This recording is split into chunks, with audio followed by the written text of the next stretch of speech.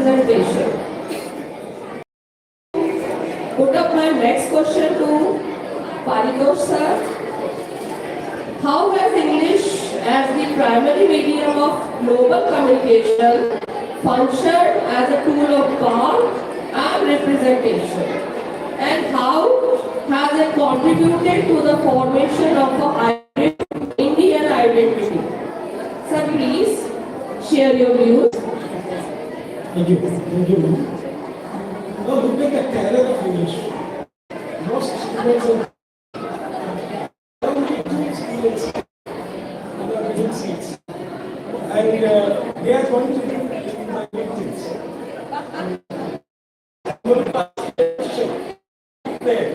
Those two schools. Now, this question, especially, warrants two key points. One is the role of English. One is the role of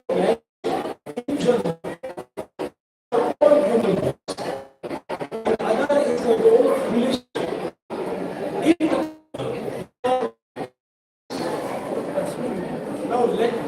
Before I dive into details, ask you a question.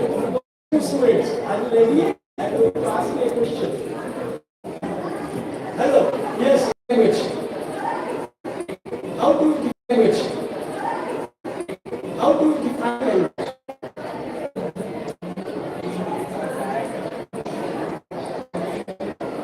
Can you hear me? The two students Can you hear me? who are sparingly sitting and listening us. Thank you so much, Bache. And is it audible to you? Okay, answer. She's so loud. Okay, answer. She's so loud. Yes. What's next? Very good. Sure.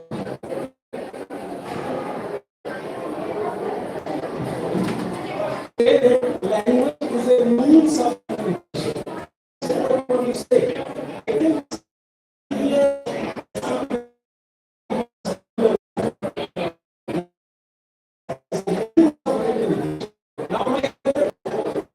it's something more than that. Trying to decide.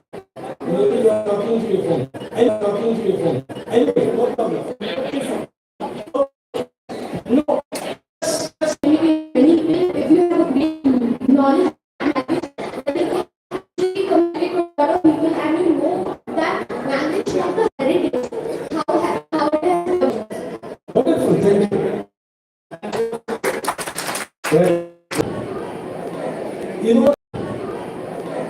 know, the means of as a means of identity, cultural identity, political identity, social identity. Isn't it a means of? Isn't it a ladder of mobility? Isn't it a means of transformation and change? Isn't it a means of influence and participation? Isn't it a means of sometimes means of mass massacre? Isn't it sometimes a means of war and peace? Is it many things? It is many things. So, and if we look at the history of English as a language, in India, we can say very loudly that language does play all these roles. The most important role that English played in India was of power and domination. It became a symbol of power and prestige. It became a symbol of elitism. Elite. It is still there. You can see that. Still there. It became the power of, it became the language of bureaucrats. It became the language of judiciary. It became the language of higher education. And when English did not come to India neutrally, it came with the colonizers. And when the British colonizers used English in judiciary, higher education, and bureaucracy in administration, it became a symbol of power. It became a symbol of domination. And the most important thing is, in the colonial period, in the English, many English writers, native English writers, I mean, the Western writers, they used English to represent, to misrepresent, to overrepresent, to underrepresent, to selectively represent India in order to perpetuate power, their power. So in the colonial period, in the Orientalist discourse, Orientalist discourse, as Edward Said pointed out in his book Orientalism, he pointed out that English was used as a means to perpetuate power by representation. You know, Indians were represented, India was represented in most negative terms. It was represented, as was described, it is portrayed as a land, an impoverished land, full of people, backward people, ignorant people, uncouth people, conservative people, superstitious people. So all this representation, made India totally a different nation.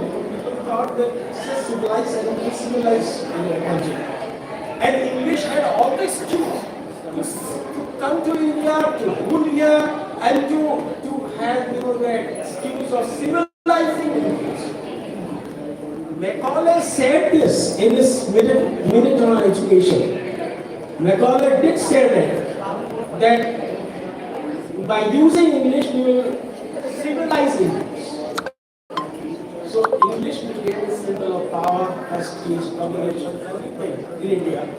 And even in post-colonial times, English continued to use superiority, the superior status over other indigenous languages. So, and even, I'm surprised, I'm shocked. Many Indian writers in English, those Indians who write in English, use English to describe India in negative terms. No, writers like Arvind Aditya, writers like Kiran Desai, and they got prize for that. It's very interesting. They describe India in negative terms, and they got the prize for that. So this is the idea, how English was used, and even during globalization. English became tied to jobs, trade, business, and opportunities. IT industry. So people, did not forget English at all. They continued in their national space. In 1947, the British evacuated the geographical space of India. But English remained rooted in the mental space of English. And it continues to remain there, still there, it is still there. Now, but the problem is, we cannot do away with English.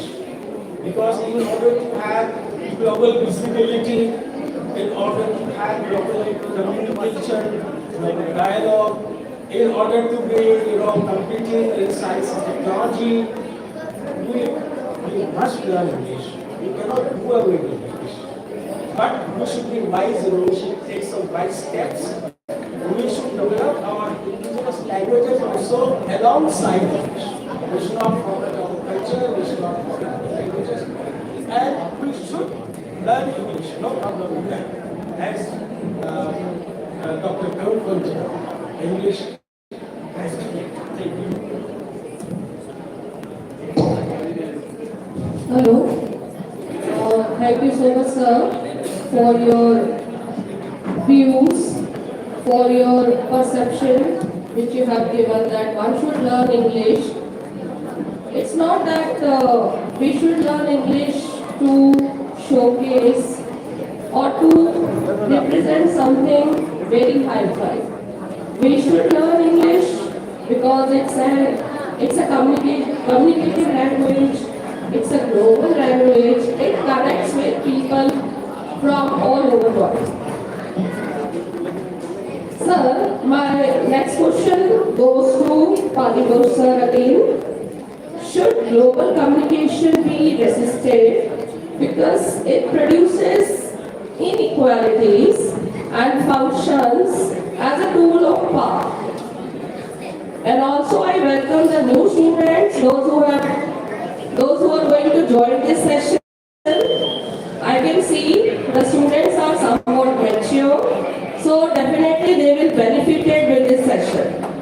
I request the others also to be take their seat and get the benefit of this session. Thank you.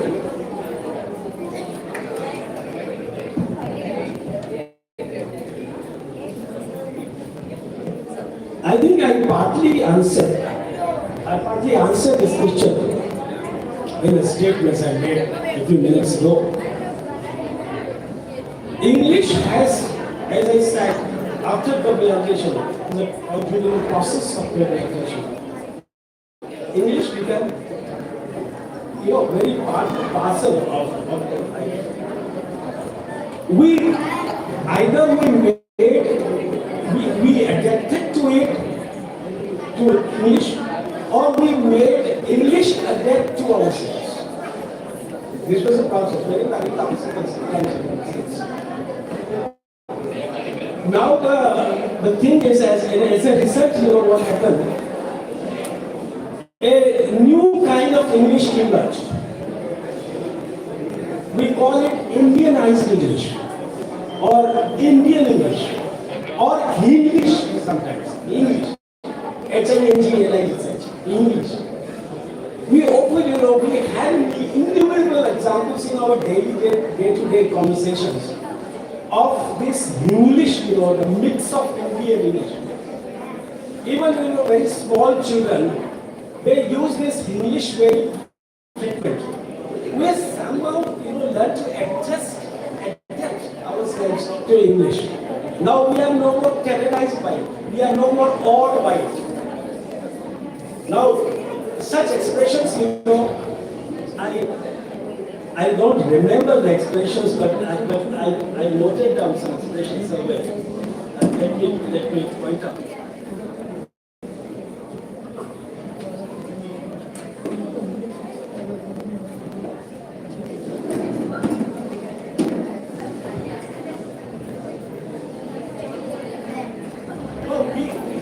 We call these expressions, as Salman Rushdie, called this kind of thing, chutneyfication of English. Chutneyfication. Salman Rushdie called this chutneyfication of English. So, and this ultimately evolved into a hybrid kind of identity, hybrid linguistic identity of Indians. It is neither wholly English nor wholly Hindi. Now we come across these expressions like "Chill maar yaar, sab set ho jayega." This is a usual expression. Chill maar yaar, sab set ho jayega. Now look at these two words. Chill, English. Set, again English. And in between we have English words, Hindi words. Even Bollywood actors, they very frequently use such expressions. And we learn a lot. I think we learn more from Bollywood actors than we teachers. Another example, yaar kal meeting hai, this time pe aa jana. And another very interesting example. I just noted down the examples from day-to-day conversations. I want to say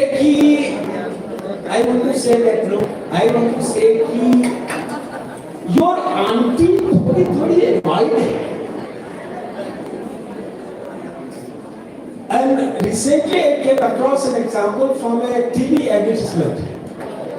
A lady, is talking with her friends, gossiping with her friends, and she says, my husband coming, my husband going, and she is doing tata to me, and I know English. Expressions very common. This is the kind of English we had. So we have got to adjust to English, or we have made English adjust to us. Whatever.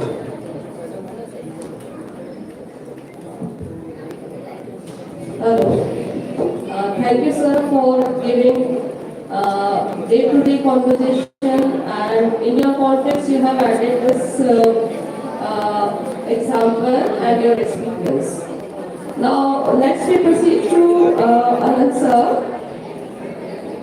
In context of Indian English novel and global discourse, the Indian English novel has evolved alongside Indians' historical and cultural journey, from colonial subjecthood to global participation. So my question is, how does the overall journey of the Indian English novel reflect global discourse from the colonial period to temporary times? Sir, please. Thank you, Shanti ma'am.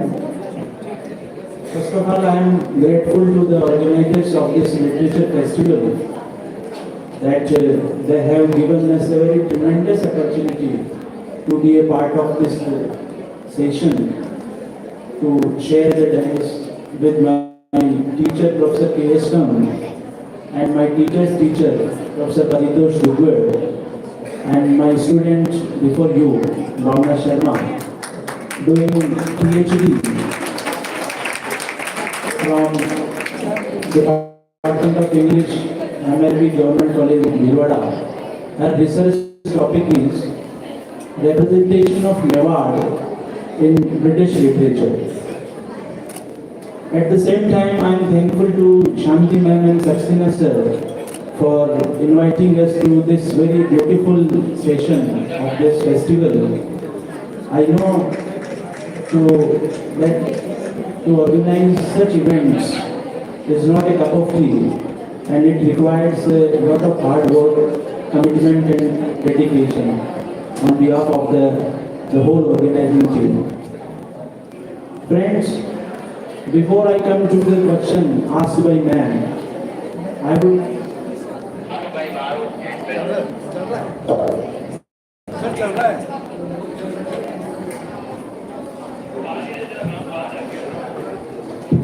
I would like to throw some light on the topic given to us because it relates to the entire theme of this session.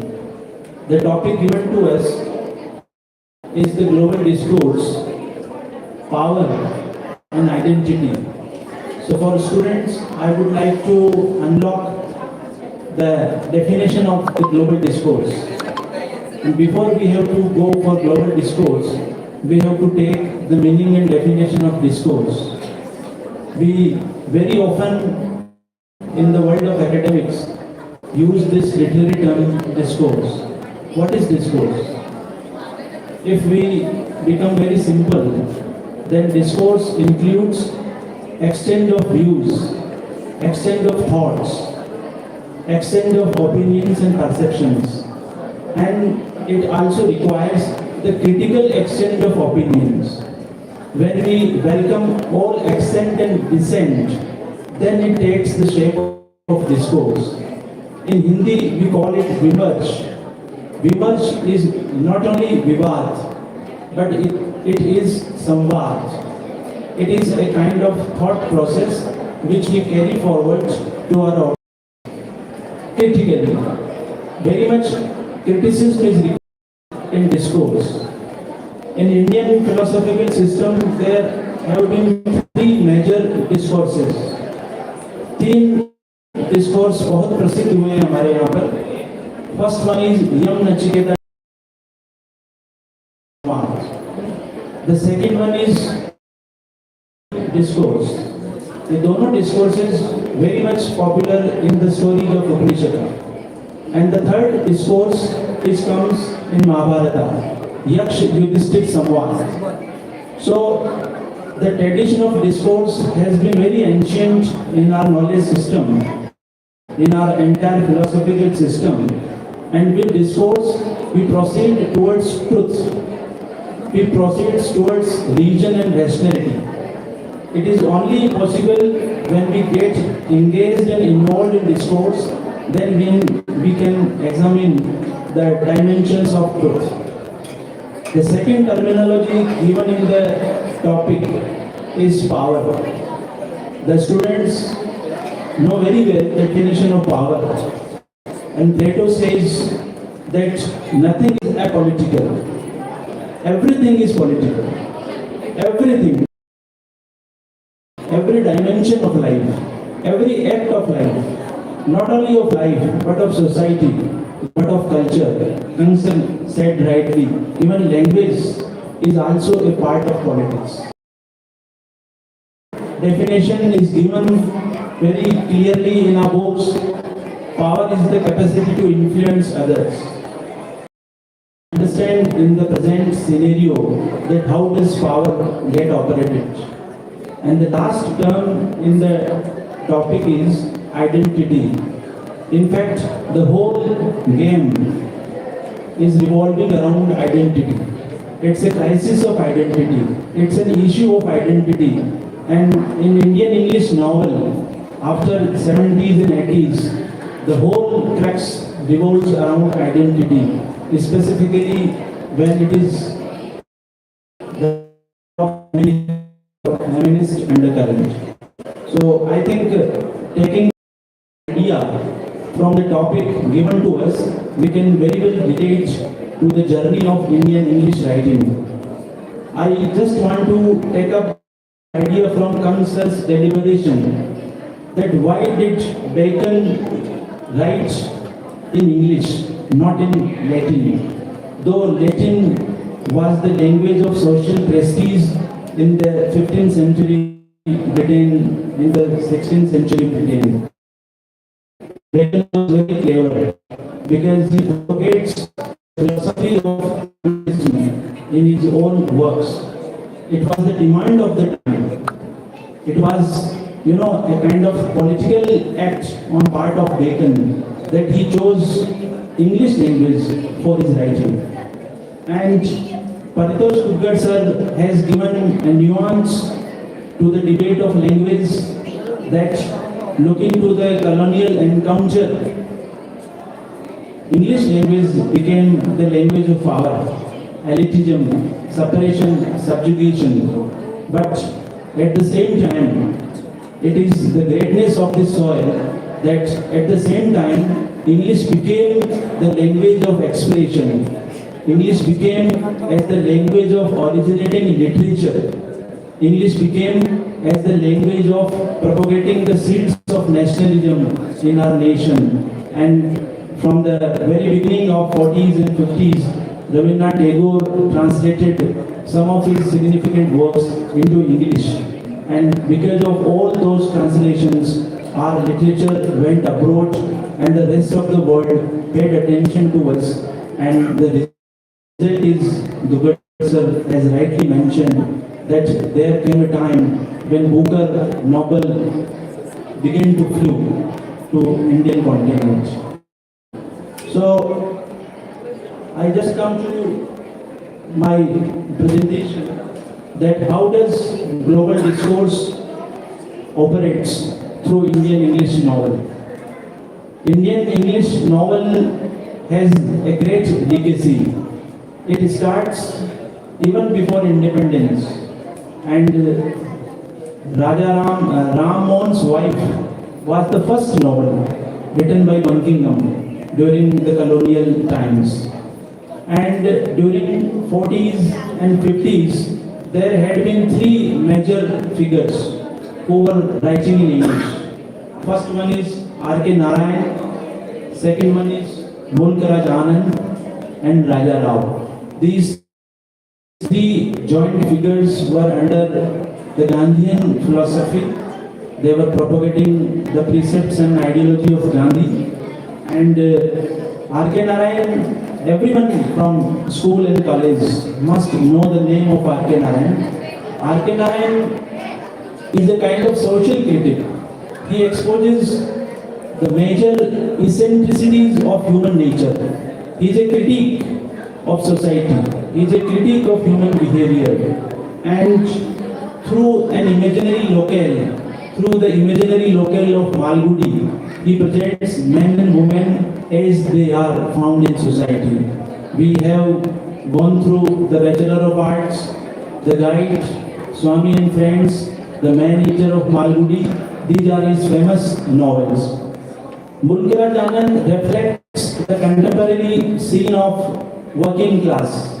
He is a critique of capitalist structure of the society. He is against all such exploitation and separation of peasants, workers and working class. And this he writes in his novel like The Coolie and The Untouchable. Mulkraj Anand mainly works for downtrodden classes of society. Raja Rao is a specific name as far as these 2 or 3 figures are concerned. The themes of Raja Rao's novel revolved around partition and independence, but at the same time, he includes the Vedantic philosophy in his novels. He talks of this Advaita philosophy in his novel Serpent and the Rock. And after these 3 figures, we have another notable novel. It's from Indian continent, and they give a kind of nuance to Indian English novel. They are Bhavani Bhattacharya and Manohar Mangalokar. Bhavani Bhattacharya also talks of exploitation present in the society on behalf of workers, and Manohar Mangalokar, greatly fascinated by Gandhian philosophy, presents his own disbelief, faith and predicament which foster in his mind and heart, that to what extent truth and non-violence can help men to achieve better results. Then the same legacy is followed by Khushwant Singh. Khushwant Singh uses history as a myth, history as a site to represent his themes. And Khushwant Singh is bold enough to depict all sensuality in his novels. His famous novel we have all read in our schools and colleges, that is Train to Pakistan.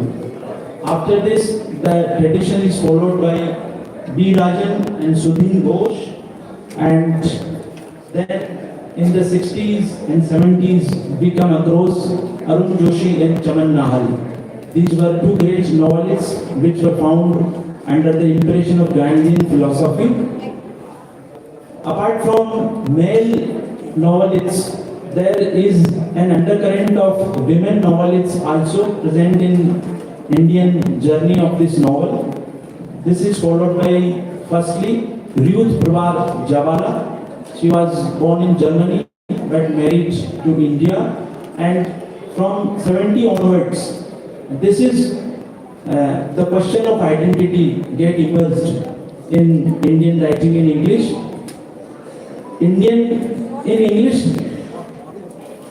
first he emerged as a tool of expression, as the discussion took place initially, but later on, as it grew, it took the shape of literature, and it started reflecting the consciousness of Indian mindset. So the first major figure is Ruth Prabha Jabala. That legacy is followed by Kamla Markande, Nayantara Sehgal, and then the big name emerges is Anita Desai. She is called the Shakespeare as far as Indian novel by women is concerned. She just reflects the inner landscape of Indian womanhood. That how do women struggle hard to come to the forefront.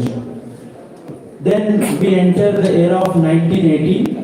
In 1982, major figures emerge, and they are Vikram Seth and Salman Rushdie. Sir has also talked about Salman Rushdie. Salman Rushdie's contribution to Indian writing is in terms of uprootedness. He talks about immigration issues. He talks about homeland. And he is very famous as far as this debate is concerned. he is of the view that does there exists any real homeland, or is it merely an imaginary creation of man? Where should we go? Where should we belong to? His famous novel is Midnight's Children, and his famous essay is Imaginary Homelands. Then we come across Shashi Tharoor, a very famous diplomat, also writing in English. We have another novelist, Amitabh Ghosh. He talks of nature, environment, working class problems, the Naxalites, the downtrodden classes. He also talks of all this. And at the same time, women novelists come in forefront to a great extent. They all include Sasi Deshpande, Geeta Mehta, Namita Gokhale, Shobha De, and at the same time we include the entire diasporic novel by Chitra Banerjee, V.S. Naipaul, Bharati Mukherjee and all. Geetanjali Shri, Manju Babu. So, the entire journey of Indian English novel reflects that it firstly started to describe the contemporary events of society and politics, but later on, from 70 onwards, it took the shape of proper literature, and the rest of the world took it as a discipline of literature. So, this is the beauty of Indian English language, that though it became a source of elitism and power, but at the same time, because of the beauty of literature produced by our own people, it became a specific discipline. Thank you.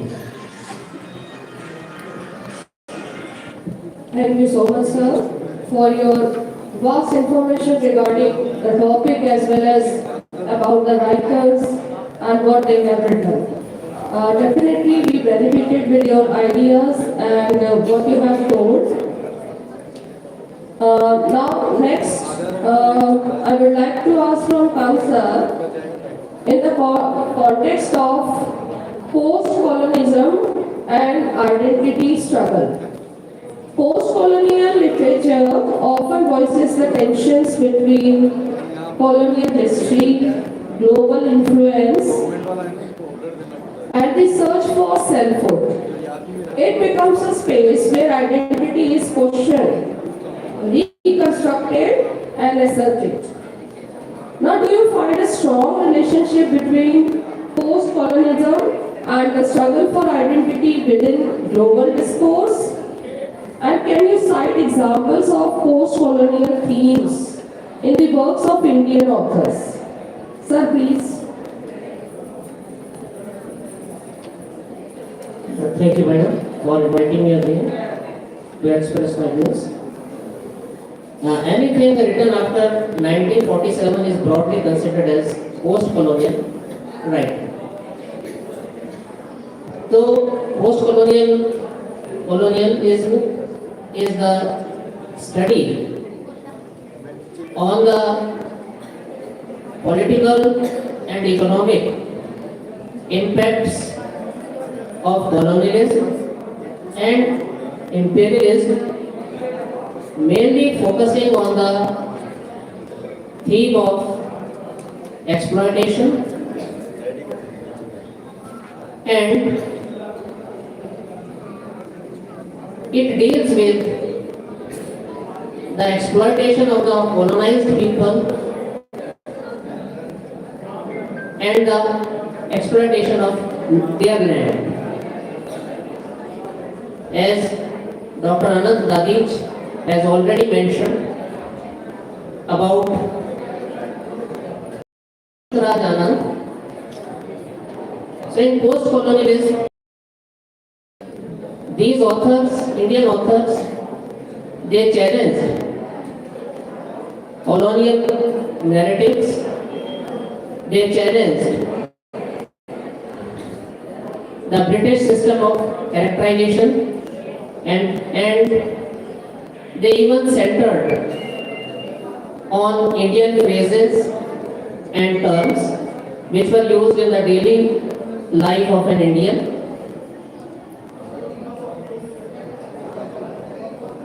as Dr. Anant has mentioned, that Rabindranath Tagore translated his own works.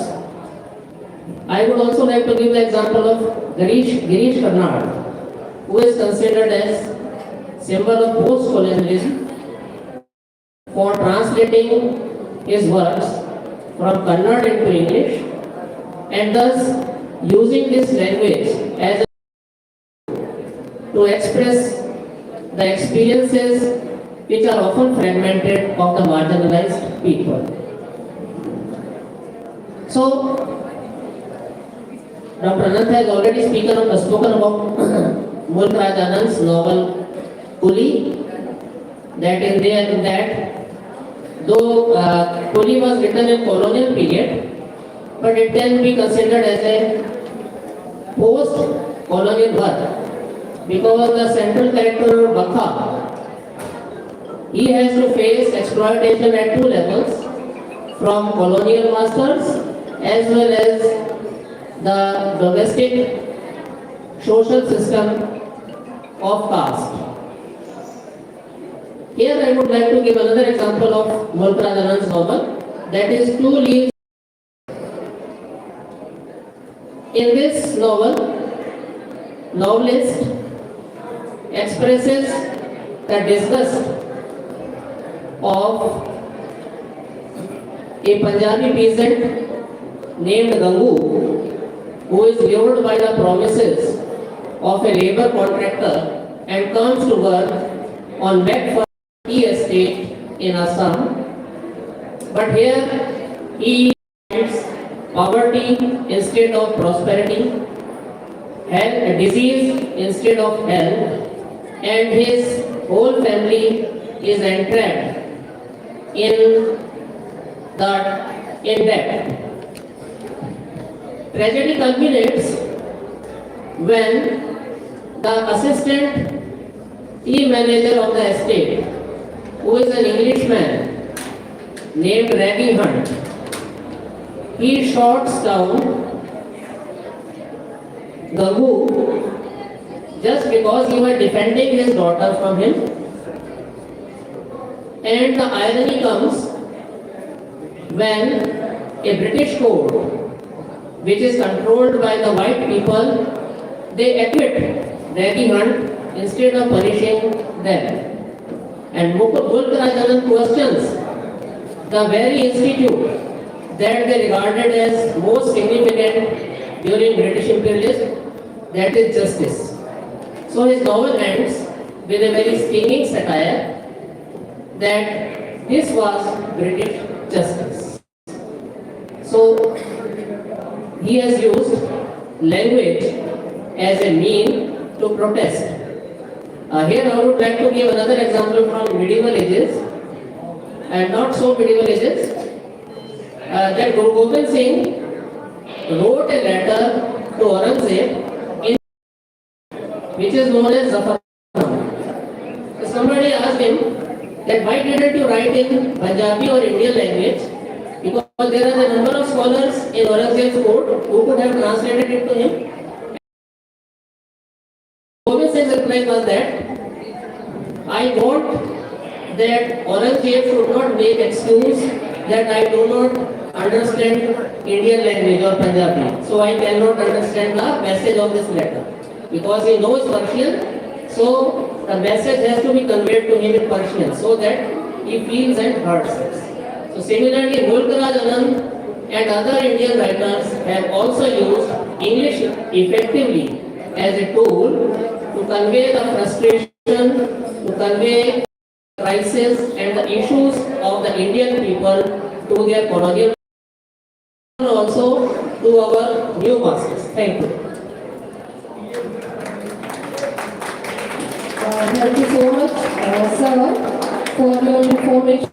Definitely the students are listening very patiently.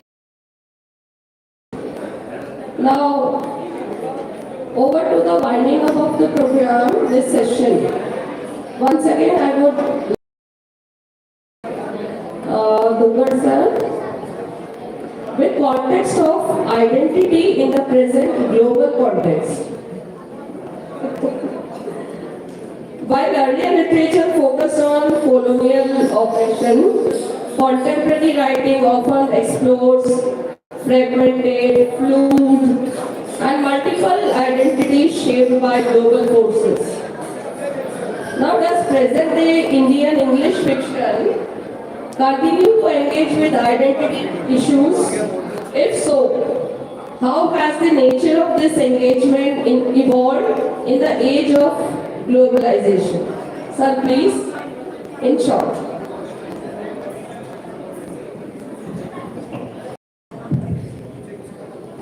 In short, I would like to say that this question has already been answered by my two friends on either sides, you know. A very important observation he has already made about discourse, written by Indian writers in English, and then he complemented his observations. So I think this already been answered, but I would like to refer to one thing, you know. That's a conclusion, sir. We want your opinion. English has been used to, as a means to resist communication, as a means of resistance. This is very important. English has been used as a critique of imperialism, of colonialism, and even of neocolonialism. Neocolonialism in the form of American capitalism. We see it today. Look at Trump's policies. This is neocolonialism of Trump. Imposing heavy tariffs on selected countries. Just 1, 2, 3, 4 countries. What's this? I criticize Trump a lot for this. Not I, many of us criticize. This is a kind of, imperialist terrorism. Imperialism kind of, if you follow me, you obey me, okay. If you don't, I will do this, I will do that. This kind of policy, has to be resisted, and people have been writing against that. So even in fictional writings, things have come like that. So writing back to the empire. Yeah, it's a very wonderful example of this criticism or colonial critique. So English has been used for this purpose also. English has enjoyed a paradoxical situation. English has been used to terrorize, to dominate. English at the same time has been used to resist, to criticize the dominators, the rulers, the oppressors. So I think English exists,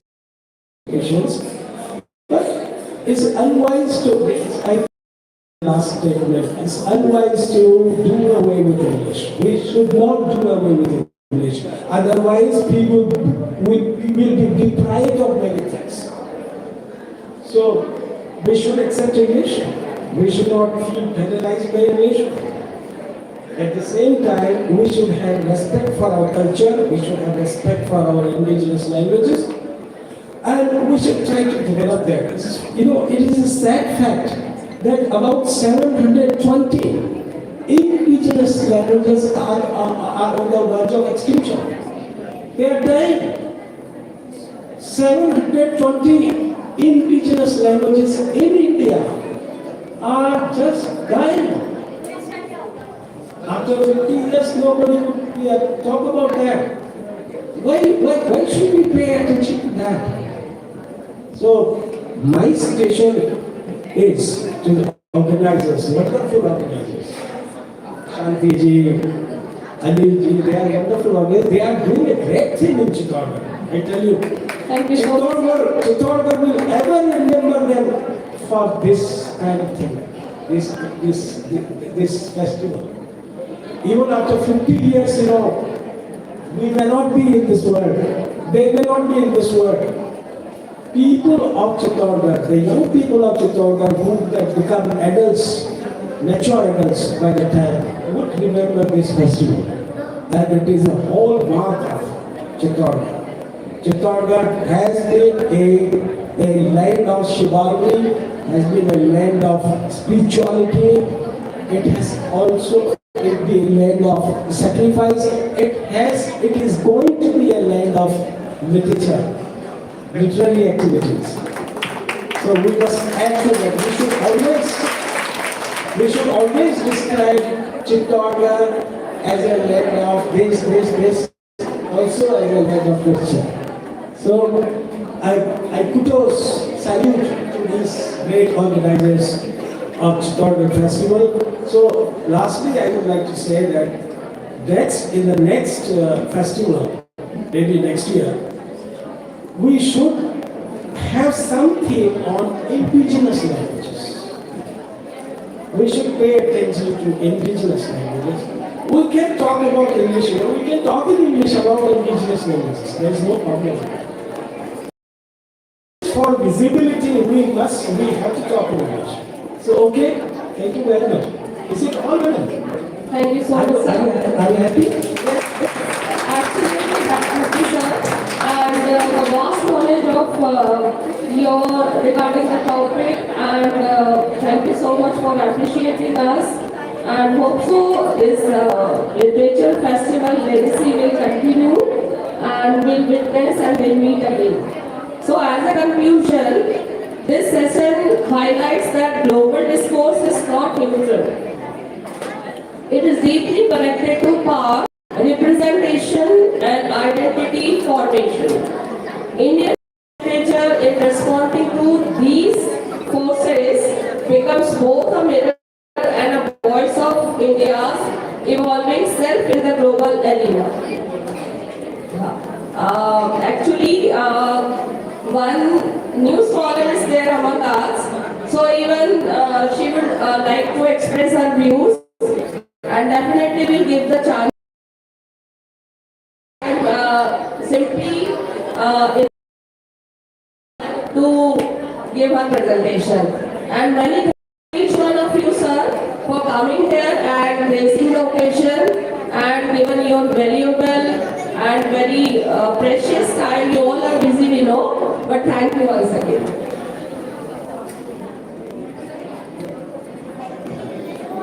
Hello everyone.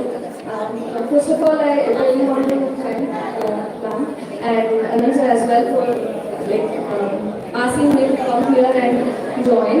And what I want to say is this, that as sir started the presentation or the conversation with so many students are getting terrorized by English, or have been getting terrorized by the English language, and so did I, because I was one among the students who wanted to learn English but was not in the stage where I could express myself well in English. So I'm glad that I chose to learn English, and then I could opt English literature as my subject. And I think that right now my knowledge is not that much where I can